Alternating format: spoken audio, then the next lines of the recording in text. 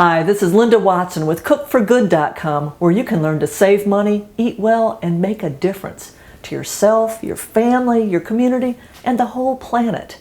Today we're going to learn a key Cook for Good skill, how to make your own yogurt. It covers all the Cook for Good bases. You'll save money, of course, always something that's important to the Cook for Good kitchen.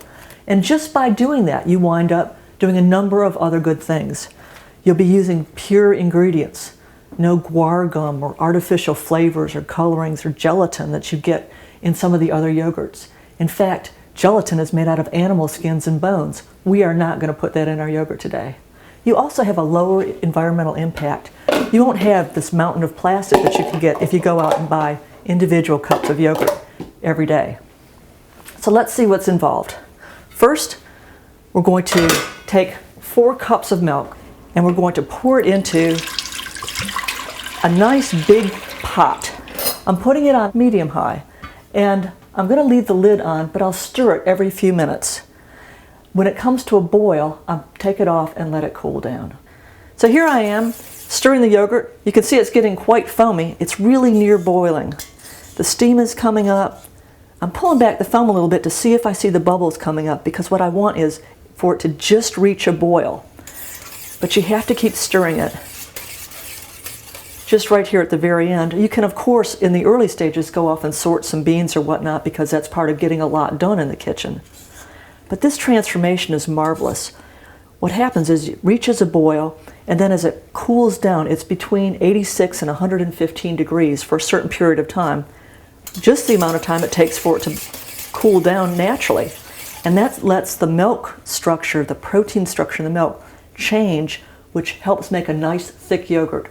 With this recipe and with the technique of bringing it to a boil, you don't need to add gelatin or powdered milk like you see in so many home yogurt recipes. The yogurt develops in what I call a yogurt nest. It's easy to make. You can probably make it from materials you already have at home. It's just a regular heating pad, a clean bath towel, whatever you're going to develop the yogurt in this case a mason jar. You tuck that in nicely and then put something else on top of it to keep it nice and warm. I use an old cake container. There you go. You have a yogurt nest. So here it is. It's boiling. You can see those bubbles coming up. You don't want to leave it on any longer than you have to. Taking it right off, turning my heater off, and now I'm going to pour it into the very clean container that I'll be making the yogurt in. It's nice to go ahead and get it out of the pot because the pot's very hot, and by immediately putting it into your other heat-proof, very clean jar, then you're able to speed the cooling process a little bit. Time, cleanliness, and gentleness are part of the secrets to making good yogurt. So you don't want to speed up the cooling. Don't put it in your freezer or anything. It needs to cool slowly, but putting it into this jar is just fine. We'll come back in a little bit and check the temperature. So time has passed. Our yogurt has cooled. It's taken about 30 minutes. But I always like to check it with a thermometer, because if you let the temperature go over 120 degrees when you put in your yogurt starter, you might as well not have done anything. So that looks good. I'm going to use a clean instrument. Put my yogurt starter in there. Might as well scrape it all out while I leave it there for waste.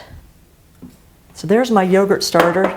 And now I'm going to use my whisk and whisk it up. What you want to do is make sure that you don't have clumps of yogurt. You want the individual parts of the yogurt to be able to go off and make a good culture. So we've stirred that up, and now I'm going to put my cover on it and put it in my yogurt nest. So time has passed, 7 to 10 hours, and now your yogurt is ready to put in the refrigerator. It's not ready to eat yet, and it's not ready to stir. Very carefully transport it over to your refrigerator, put it in here, let it come to a complete cool. But then you can do all sorts of fun things with it. You can eat it plain, just as it is. You can put it on baked potatoes. You can add fruit. I love bananas and strawberries with it. You can add some honey and vanilla to get some vanilla yogurt. It's marvelous. I hope you've enjoyed learning how to make homemade yogurt here with Cook for Good. I hope that you'll visit the website, cookforgood.com. Check out the free recipes, the free newsletter, lots of other tips. It's where you can learn to save money, eat well, and make a difference. Thanks for watching, and have a delicious day.